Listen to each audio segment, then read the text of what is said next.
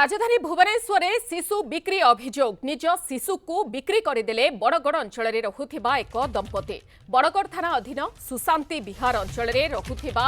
एही दंपति निज शिशु को पिपिली अंचल दंपति को एक बिक्री कर देथिबा अभियोग होइछि। बिहारु आसी भुवनेश्वर दिन मजुरिया भाव दंपति काम करुथिले अर्थाभावरु शिशु बिक्री करिथिबा प्राथमिक तदंतरु जଣାपड़िछि। 40,000 टंकारे 4 वर्षर शिशु को बिक्री कर देथिबा अभियोग होइछि। एथिरे दुई दलाल को संपृक्ति थिबा भी जଣାपड़िछि। दुई दंपति सह दुई दलाल को धरी पचराउचरा करुछि बड़गड़ थाना पुलिस।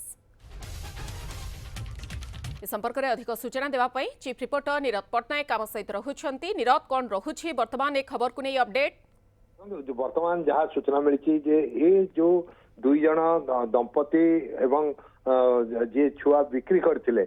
4 वर्षर छुआ को गोटे निष्पाप झील छुआटे एवं जो दंपति किणिथिले जार कौन प्रकार पिला छुआ हेउनथला बोली से कहते एवं तांकर गोटे छुआर आवश्यकता रही से माने ये जो दुई जन दलाल को आनी बसई बड़गड़ थाना पुलिस से दुई जन दंपति वर्तमान थाना रे अटक अछंती एवं थाना रे अटक थाई से वर्तमान पचराउचरा चली जिते जो समय रे ए घटना घटिला तार सीसीटीवी आमर हस्तगत होती। सीसीटीवी जना पड़ी जे से पिला को धरी जाइए जो स्थान रे कथा होते जो स्थान रे छुआ अदल बदल होता सब पूरा घटना पुलिस पाखे जिते खबर पहुंचीला पुलिस गतकाली राति जो दंपति बिक्री करते आनी पचराउचरा करने आज सकाळू पिपिली अंचल उक्त जो रही शिशु ताको उद्धार करिसंती एवं उद्धार करने सहित ये जो घटना रे जो माने मिडिल मैन थे जो मानक द्वारा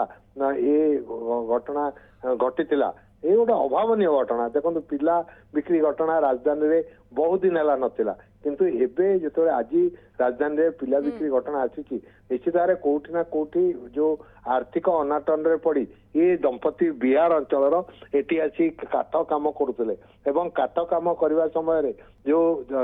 से कहया कथा जो शिशु झीटी होता से लालन पालन कर असमर्थ होते तेणु ताकू बिक्री करने योजना करते एवं ये जो रही दंपति घर निकटर घर को जी सदाबले जावासिया करती जोगाजोग करते एवं से ये जो वर्तमान आम शाढ़ी पिंधि बसी जो स्त्री लोक को देखु से ही थे मिडिल मैन एवं तांको वर्तमान पुलिस अटक रखी एवं ये 6 जन को गिरफ्त करी जो पटेब कोर्ट को चालान करिवो एवं अन्य पटे जब देखा सीडब्ल्यूसी आसी पहुंची चाइल्ड लाइन जे अधिकारी अच्छा बेणुद्वार सेनापति टीम पठई से छुआटी को एटू उद्धार कर चाइल्ड लाइन को नेबे बोली जहाँ सूचना मिली। ओके बहुत बहुत धन्यवाद नीरद पट्टनायक आम सहित रही चीफ रिपोर्टर जी पूरा खबर को नहीं अधिक सूचना रखुले।